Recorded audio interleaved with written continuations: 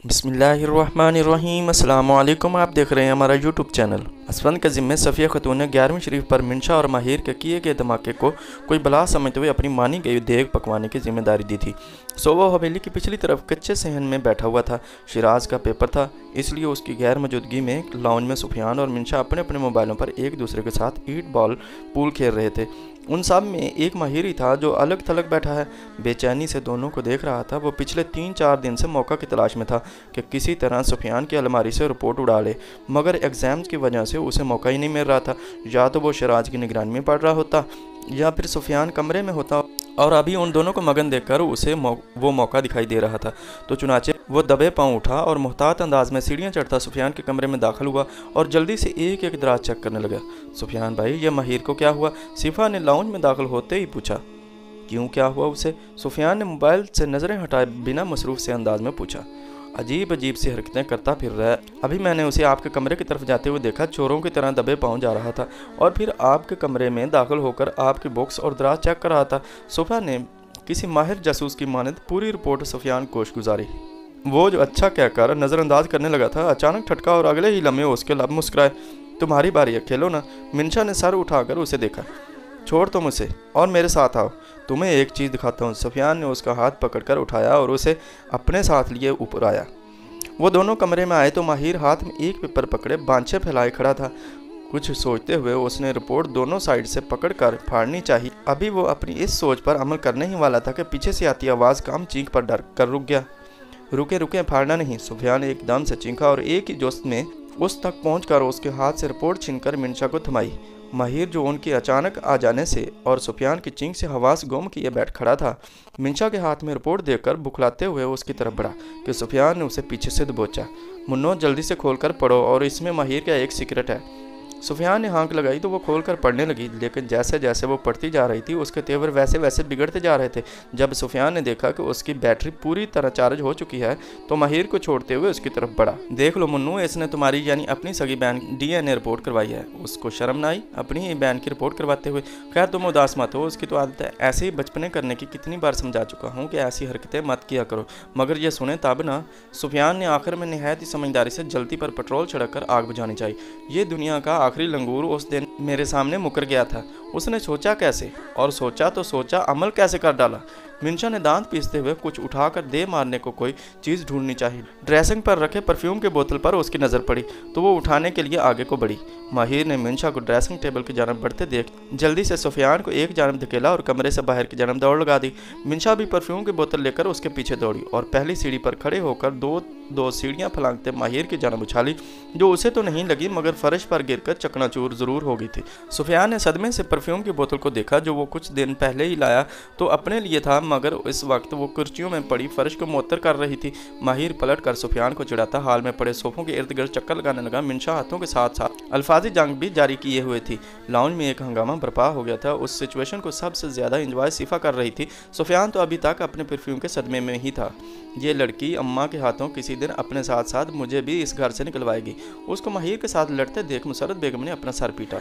तुम्हारा दिमाग खराब हो गया लड़की, क्यों पीछे पड़ गई हो बच्चे के? सफिया को तुमने एक हाथ कान पर रखकर उसकी चीख पुकार को रोकने की नाकाम सही करती हुई ऊंची आवाज़ में बोली। पहले पूछे तो सही आप इस 22 साला बच्चे से कि इसने किया क्या है। मिनशा अपनी जूती उतार कर उसकी तरफ उछालते हुए चिंखी। उसकी जूती आपके बाहर काफ़ी देर से बचते माहिर के माथे पर लगी थी। वो एक ही जोश में छलांग लगाकर दाखिली दरवाजे तक पहुंचा और बाहर की जानब दौड़ लगा दी। ये लड़की किधर जा रही है? वापस आप, बाहर मर्द काम कर रहे हैं, किधर मुंह उठाकर जा रही है? सफिया खतून ने उसे उसके पीछे जाते देखकर टोका, मगर वो मिनशा ही क्या जो सुन लेती। वो भी उसके पीछे ही बाहर निकली तो उसको तेज कदमों से हवेली की दाएं जानब जाते देखा। वो भी उसके पीछे ही चल दी। हवेली की पिछली साइड पर ही असफर नाई के पास बैठा देख बकवा रहा था। उन दोनों को आगे पीछे और मिनशा को नंगे पांव देकर असफंद उठा। माहिर उनसे 20 कदम के फासले पर रुका, वरना कोई बाइद नहीं था कि असफंद उसे वहीं धर लेता। मिनशा भी उससे 5-6 कदम के फासले पर रुक कर उसे खूनखार नज़रों से देखने लगी। क्या हुआ और मुन्नो, तुम्हारी जूती कहाँ है? मगर वो दोनों ही उसे नज़रअंदाज करते एक दूसरे को घूर रहे थे। अगले ही लम्हे माहिर का जोरदार कहका बुलंद हुआ, जिसे देखकर मिनशा का गुस्से का गिराफ मजीद बुलंद हो गया। पूछोगे नहीं क्यों हंस रहा हूँ? चलो मैं खुद ही बता देता हूँ। माहिर ने दोनों हाथ पीछे बांधते हुए उसे चिढ़ाया। मैं ये सोच रहा हूँ कि तुम मुझे मारने के लिए ख्वार हो रही हो, मगर देखो सैफी का परफ्यूम टूट गया, सारा हाल तुम बखेर आई हो और अब नंगे पाँव गर्म जगह पर मेरे पीछे यहाँ खड़ी हो, मगर मेरा तो बाल भी बिका नहीं हुआ। माहिर ने मुस्कुराते हकीकी मानों में उसका दिमाग घुमाया। उसने इधर उधर निगाह दौड़ाई तो दीवार के पास एक गमला टूटा पड़ा हुआ था और उसकी मिट्टी पास ही ढेलों की सूरत में पड़ी थी। उसने बिना सोचे एक दरमियान साइज का ढेला उठाया और माहिर की तरफ फेंका। वो जो पुरसुकून सा खड़ा था मिंशा के जवाबी वार पर हड़बड़ा कर साइड पर हुआ और वो ढेला देख में चावलों के लिए उबलते पानी में जा गिरा। पानी उबलता देखकर उसमें चावल डालने की तैयारी करता नाई छींटे पड़ने की वजह से उछल कर रह गया। मिंशा जो एक आग का गोला बनी हुई थी एकदम से ही बर्फ की सेल हुई।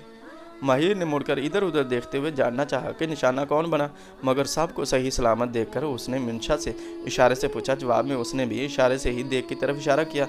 माहिर ने एक बार फिर मुड़कर देखा, मगर वहाँ कुछ नहीं था सिवाय असफन के, जो नाई के हाथ पर पानी डाल रहा था।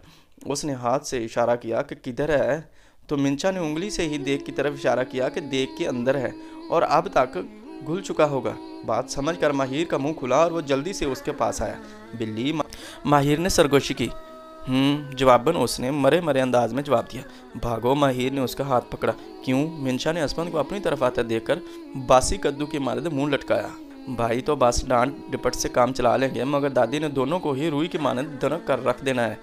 अगर उन्हें पता चल भी गया तो हमारे आने तक गुस्सा ठंडा हो चुका होगा, माहिर ने कहा और उसका हाथ पकड़ते हुए गैराज की तरफ दौड़ लगाई। असफन उन दोनों को भागता हुआ देखकर गहरी सांस लेकर रह गया। अब वो सांस ठंडी थी या गर्म उसका तयन नहीं हो सकता था। माहिर उसे गाड़ी में बिठाकर अंदर से उसकी चप्पल ले आया था और कुछ ही देर में वो साथ वाले गांव में बड़े होटल के बिरयानी खा रहे थे। घर से तो अब चावल मिलने की उम्मीद नहीं थी, सो माहिर ने एक डब्बा नुमा होटल के सामने ही गाड़ी रोककर 2 प्लेट चावल मंगवा लिए। वो गाड़ी के बाहर खड़ा जबकि मिंशा अंदर बैठी खा रही थी और हवेली में असफन नए सिरे से देख पकवाने की तैयारी कर रहा था। सुनो, फरहाना ने लाउंज में बैठी मिंशा को पुकारा। उसने मैगजीन से सर उठाया तो फरहाना को देखते हुए उसकी त्योरी चढ़ी। जब जब वो सामने आती थी मिंशा को वो दिन याद आ जाता था जब उसने उसके किरदार पर कीचड़ उछाला था। वो चाह कर भी वो बात नहीं भूल पा रही थी, उस वजह से ही वो उसके दिल से उतर गई थी। जैसे ही वो उसकी शक्ल देखती उसका मूड खाम में बिगड़ जाता।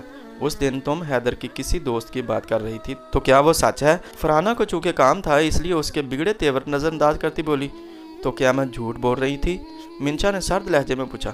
मुझे लगा तुम मजाक कर रही हो।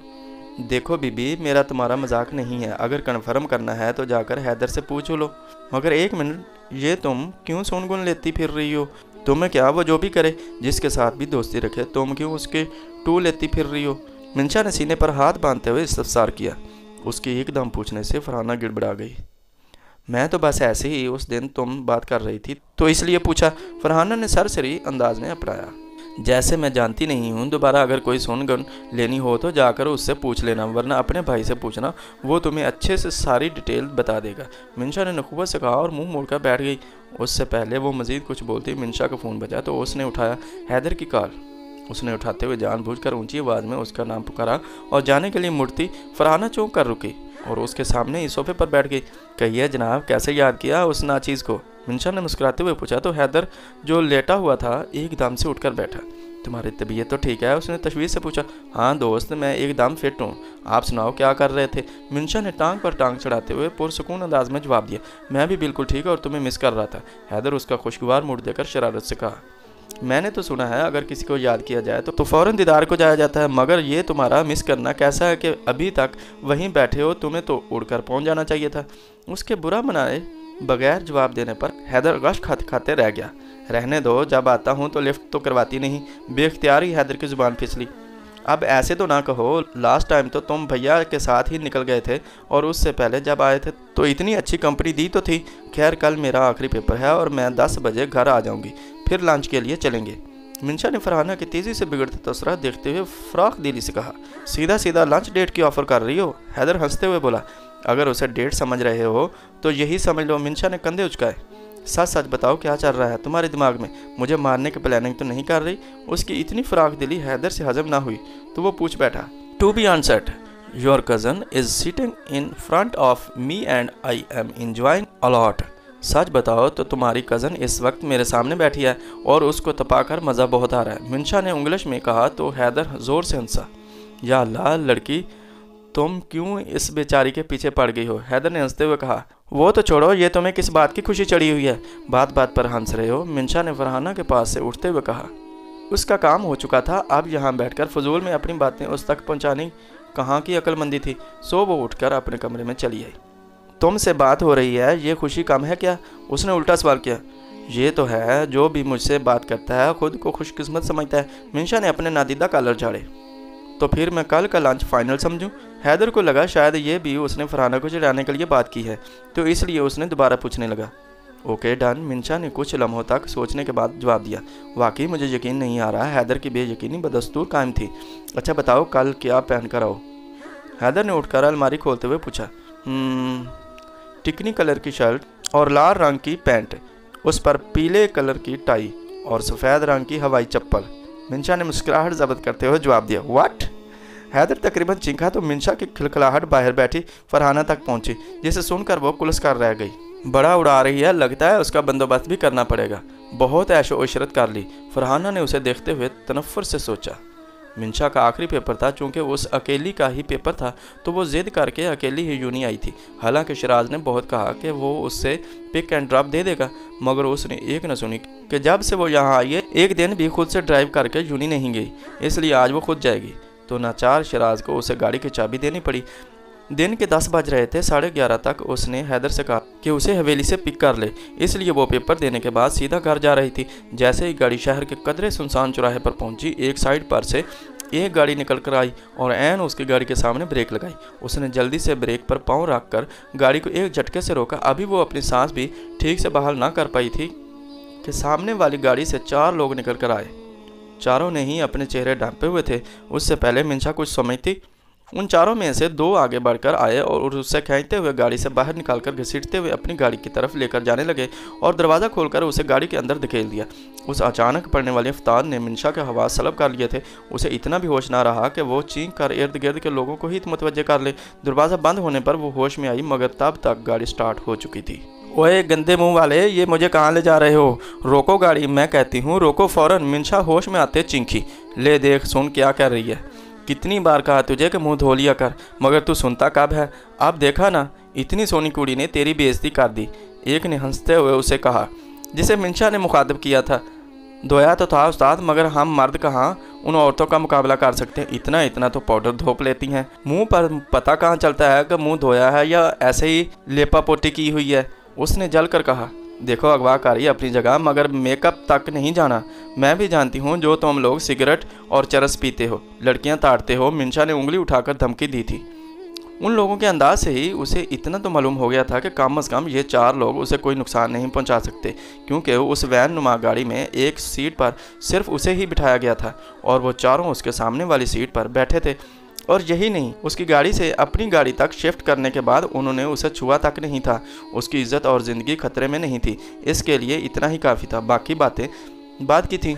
तुझे कैसे पता हम चरस पीते हैं? एक ने मिंशा के दुरुस्त अंदाजे पर हैरान होकर पूछा। मुझे तो ये भी पता है कि तुम बेड़ी और भांग घूट कर पीते हो। मिंशा ने फ़ख्र से कहा। वाह उस्ताद, लड़की तो बड़ी मालूमात रखती है। एक ने सताशी तारीफी नज़रों से उसे देखते हुए कहा। तुम लोगों ने मुझे बताया नहीं कि कहाँ ले जा रहे हो? उसने फिर से अपना सवाल दोहराया। कुड़िए, इतनी अनजान भी नहीं हो कि तुम अगर उस तरह ले जा रहे हैं तो उठाकर ही ले जा रहे हैं। उनमें से एक, जो थोड़ा संजीदा लग रहा था, करख्त लहजे में बोला तो वो खामोश हो गई। ओए, मेरा बैग और मोबाइल तो गाड़ी में ही रह गया। वो एकदम से चीखी तो बेसाख्ता उन चारों ने अपने कानों पर हाथ रखा। इसमें चिल्लाने वाली क्या बात थी? पीछे वाली गाड़ी में दोनों चीज़ें आ रही हैं। एक ने मुंह बनाते हुए कहा। हैं क्या मतलब? तुम इतने लोग मुझे अगवा करने निकले हुए हो? मिंशा ने हैरानगी से पूछा। बीबी, आप अगर देख लेती तो हमारी एक गाड़ी तुम्हारी दरसगाह से ही तुम्हारे पीछे आ रही थी। एक ने हंसते हुए मिंशा पर इंकशाफ किया। अच्छा ये तो बता दो किसके कहने पर ले जा रहे हो? मिंशा ने तजस्सुस से पूछा। चुप करके बैठो लड़की, कितना बोलती हो? कब से बोले जा रही हो? मेरे कान थक गए हैं तुम्हारी पट पट सुनकर। उस करख्त मिजाज बंदे ने सख्ती से मिंशा को छिड़का। तुम लोग मुझे अगवा करके अच्छा नहीं कर रहे। मेरे 5 भाई हैं, एक खड़ूस सा कज़न और स्वीट सा कज़न भी है, और तुम्हें वो छोड़ेंगे नहीं। मिंशा ने उसकी झिड़क का बुरा मनाए बगैर धमकी दी। अच्छा, तुम्हारे भाई कहाँ के कर्नल लगे हुए हैं जो उनकी धमकियाँ दे रही हो? एक ने हंसते हुए पूछा। कर्नल नहीं, गांव के चौधरी ज़रूर हैं। चौधरी कितने गुस्से वाले होते हैं ये तो पता ही होगा, और तुम लोगों के लिए तो मेरा एक हिटलर टाइप कज़न ही काफ़ी है। उसने उस बंदे के नाम की शेखी बकारी जो अगर उसके अगवा का सुन लेता तो 2 नफल शुक्राने के अदा करता। किसकी बेटी हो? मिंशा के मुंह से चौधरियों की धमकी सुनकर उनके उस्ताद ने चौंक कर पूछा।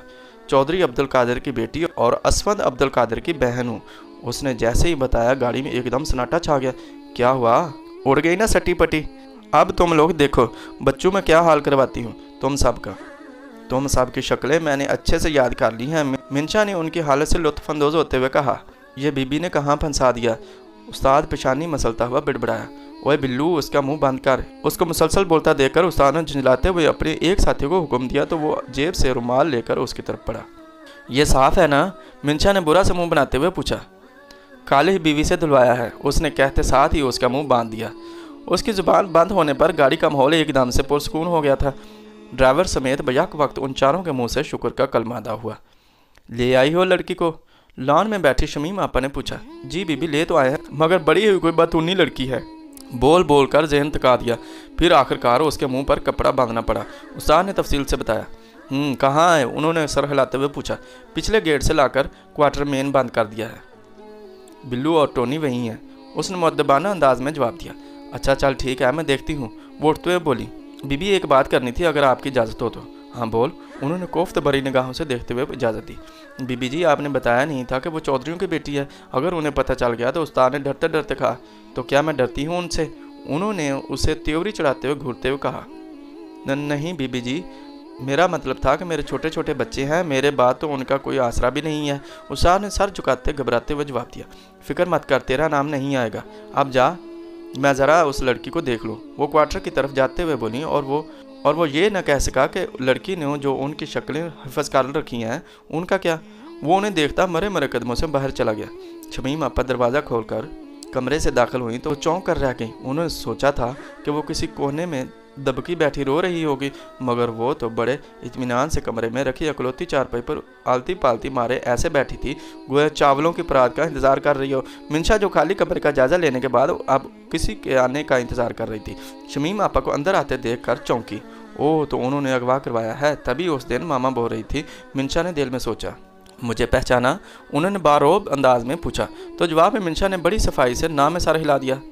तेरी दादी की बहन हूँ और होने वाली दादी सास। उन्होंने उसे घूरते हुए अपना तारफ़ करवाया।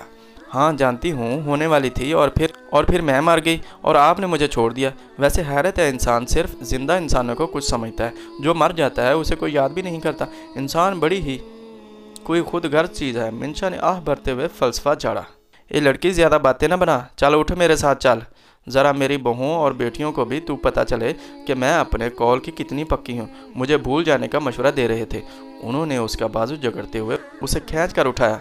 आप ये बात मेरे घर वालों से भी तो कह सकती थी, यूँ मुझे उठवाने की क्या तुक बनती थी? ये शरीफाना फेल तो नहीं है यार? उसने उनके पीछे चलते हुए उस अंदाज में पूछा कि जैसे दोनों पक्की सहेलियाँ हों। उस दिन अकीके पर तेरी दादी से बात की थी और तेरे घर भी पैगाम भिजवाया था, मगर उन्होंने साफ इनकार कहलवा भेजा और मुझे तो उसी दिन ही तेरी दादी की नीयत में भी साफ खोट नज़र आ रही थी, तो मुझे फ़ौरन अपने बंदों का हुक्म देना पड़ा। लोग कहते हैं औरत कमज़ोर होती है, कहने वाले अगर इनसे मिल लें जो अपने बंदों से दिन दिहाड़े लड़कियां उठवाती फिर रही हैं तो अपनी दानश्वरी से तौबा कर ले। वो बिड़बड़ाते हुए उनके पीछे चलती जा रही थी। क्वार्टर से निकलकर वो हवेली में दाखिल हुई तो उसका मुंह खुले का खुला रह गया। हवेली वाकई हवेली थी, वसी और गरीज रकबे पर फैली हुई, जदीद तर्ज तामीर का शाहकार थी। चारों तरफ हरा भरा लॉन और उसमें मुख्तलिफ अनवा अक़साम के फूल पौधे और दरख्त लगे हुए थे। वस्त में सफ़ेद पत्थरों से बनी 3 मंजिला इमारत अपना अलग ही जाहो जलाल कायम किए हुए थी। सामने की तरफ एक बड़ा फाटक था जिससे गुजरकर अंदरूनी दरवाजे तक आते आते भी 2 से 3 मिनट लग सकते थे। अपनी ज़िंदगी में पहली दफ़ा उसने ऐसी शानदार इमारत देखी थी। उनकी अपनी हवेली तो उसके मुकाबले कुछ भी नहीं थी। वो आंखें फाड़ इर्द गिर्द देखते हुए शमीम आपा के पीछे घसीटती जा रही थी कि एक छोटे से पत्थर से उसका पाँव उठका तो वो ठोकर लगने से होश की दुनिया में लौटी। वैसे दादी, आपकी हवेली है शानदार, एक अजीब सा जाहो जलाल वाला मंजर पेश कर रही है। उसने खुलूस दिल से तारीफ़ की। आज से तू भी यहीं रहेगी, उस हवेली की बहू बनकर। वो जो हवेली के शहर में भटक रही थी, शमीम आपा की बात ने उसे जगाया। मेरा बैग और मोबाइल किधर है? उसने उनसे पूछा। मुझे नहीं पता, उन्होंने साफ साफ जवाब दिया। हालांकि वो दोनों चीज़ें मुलाजमा के हाथ अपने कमरे में भिजवा चुकी थी। बातें करते करते वो दोनों अब दाखिली दरवाजे के करीब पहुंच चुकी थी। अरे ऐसे कैसे नहीं पता, आपके बंदे थे, उन्होंने उठाया था वहाँ से, और आप कह रही थी मुझे नहीं पता। मिंशा अपना बाजू छुड़वाते हुए चीखी। उसे यह सदमा ही काफ़ी था कि उसके जान से अजीज़ मोबाइल का उन्हें नहीं पता था। लड़की आवाज़ नीची रख, मुझे ऊंची आवाज़ में बात करने वाली लड़कियां नहीं पसंद। उसकी चीख पर वो आपे से बाहर होते हुए सख्ती से बोली, मेरा नया मोबाइल था, कुछ दिन पहले ही भैया ने लेकर दिया था और आपने घुमा दिया। मुझे नहीं पता, मुझे मेरा मोबाइल चाहिए। वो एकदम से ज़मीन पर बैठकर भां भां करके जो रोना शुरू हुई तो हवेली के रिहायशी मुलाजमों समेत सब बाहर के आ गए। शमीम आपा उसको रोता देखकर हक्का बक्का हुई। क्या हुआ माँ, कौन है ये लड़की और रो क्यों रही है? उनकी बड़ी बहू शनाज ने पूछा। ठहरे मैं बताती हूँ, आपकी माँ ने पहले मुझे अगवा करवाया और अब मेरा मोबाइल भी नहीं दे रही। उसने रोने से एक वक्फा लेकर बताया और दोबारा से रोने लगी। ये लड़की, मेरा दिमाग ख़राब मत कर, नहीं है तेरा वो शैतान का चेला मेरे पास, और वो वैसे भी तूने क्या करना है, रहना तो अब यहीं है ना तो मुझे ये मोबाइलों की चोंचले पसंद नहीं और ना ही जैद को, तो अब तू उसे भूल जा। उन्होंने संजीदगी से कहा। आप दोनों को नहीं पसंद तो ना लें, मगर मेरी तो जान है मोबाइल में, इसलिए मुझे मेरा मोबाइल चाहिए। उसने सूं सूं करते हुए कहा। चुप, एकदम चुप, अब आवाज़ ना आए तुम्हारी, वरना ये ज़ुबान तुम्हारी कुत्तों के आगे डाल दूंगी। उसको खामोश ना होता देखकर वो जो धाड़ी तो हवेली के दरो दीवार के साथ साथ मिंशा भी हिल कर रह गई। शहनाज ने जल्दी से होंठों पर उंगली रखकर उसे चुप होने का इशारा किया तो वो होंठों पर उंगली रख गई। चल उठ यहाँ से, इतनी धूप में खड़ा किया हुआ है, मेरी मत मारी गई है। उन्होंने उसका बाजू खींच कर उठाना चाहा। आराम से, खींचे तो नहीं, मेरा बाजू निकालना है, वो मुंह बनाती हुई बोली। चल दफ़ा हो, बैठी रह, इतनी गर्मी में खुद ही अकल ठिकाने आ जाएगी, दिमाग ख़राब कर दिया है। चलो भाई, तमाशा ख़त्म हो गया है, अब अपने अपने काम पर लग जाओ वापस। उन्होंने पहले मिंशा और फिर मुलाजमों और बहुओं से कहा तो वो सब लोग चुपके से खिसक लिए। आंटी बस एक दफ़ा झूठे मुँह से ही कह दें मैं उठ जाऊँगी, यार नीचे से गर्म जगह है और ऊपर से सूरज भी तपा हुआ है, मुझे पानी की कमी हो जानी है। उसने उन सब को खुद को नज़रअंदाज करके अंदर जाता देख दुहाई दी। शहनाज और उसकी देवरानी आफिया जो सास के कहने पर वापस अंदर जा रही थी, मिंशा की दुहाई सुन दोनों के लबों पर बेसाख्ता मुस्कुराहट आई थी। वो मुड़कर उसके पास आई और उसे उठाकर अंदर ले गई। वो इस वक्त शहनाज के कमरे में बैठी गहरी सोच में गुम थी। मोबाइल का ववेला इसीलिए किया था कि अगर मिल गया तो वो घर कॉल करके बता तो सकेगी। उसने उस वक्त को कोसा जब उसने अकेले आने की जिद की थी।